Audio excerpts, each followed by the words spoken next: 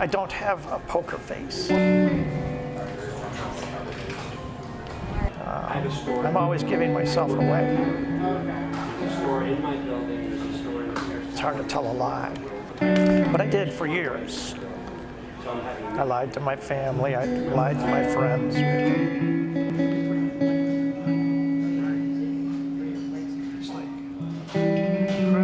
This is my daughter, my son-in-law, and my grandson. They live in Charleston. I've been kind of out since the late 80s. I found the Chicago Gender Society in like 1987.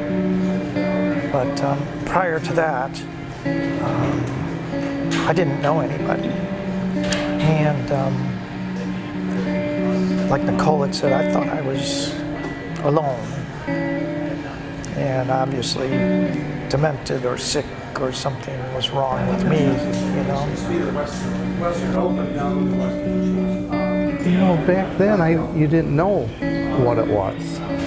You know, and probably they would have put me in an institution if they'd known, you know, what I wanted. As much as I can, I like to look like this, but there's day-to-day life that I can't.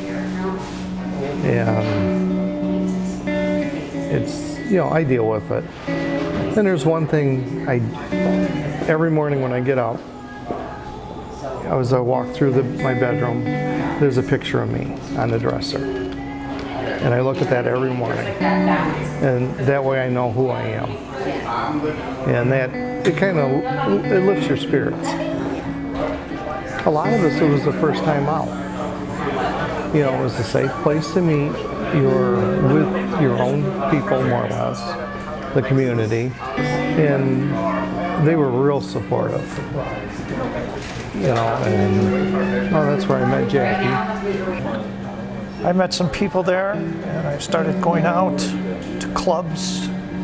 I hadn't come out to my family at that time. In fact, I didn't come out to my family until about, I don't know, some of them about 10 years ago, some of them about 5 years ago. I just didn't feel comfortable doing it because I had seen a lot of the girls lose their family, lose their friends, lose their jobs by coming out. And of course that was prior to internet and social media and everything else. Social media and internet have really changed everything for the transgender community. I mean, now they're aware. I mean, they're demonstrating for us now, rather than throwing rocks at us, okay? Or pushing us or trying to attack us. Because I've experienced some of that years ago.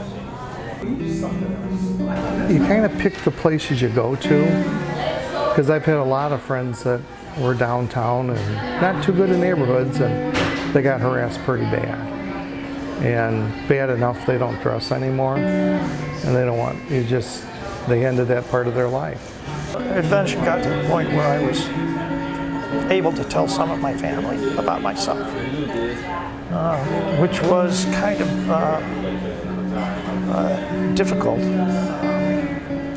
My younger sister, who I came out to her, and then she to come out to the rest of my family.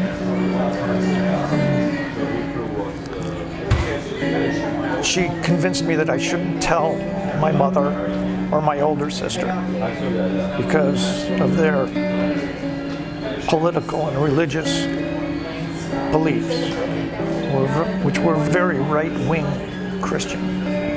And my sister convinced me that coming out to my mother would have devastated her. So I didn't. I never did.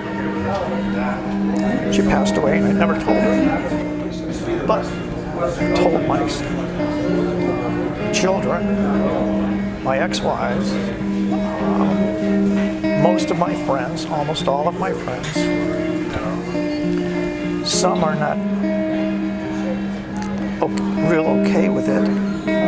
My children seem to understand, but they don't want to see me this way, and they don't want me to say anything to my grandchildren about it at all. This is my oldest son and his family. These are my granddaughters. They're not allowed to know about me. I thought that's not it. It's supposed to be the Western Open down For quite a few years, a couple of my friends were, what's this secret life you have? Why don't you come around anymore? Why don't you get involved with us anymore? And I go, it's I'm just out doing my thing, whatever it is, But I learned to lie. I had to lie, but I don't anymore.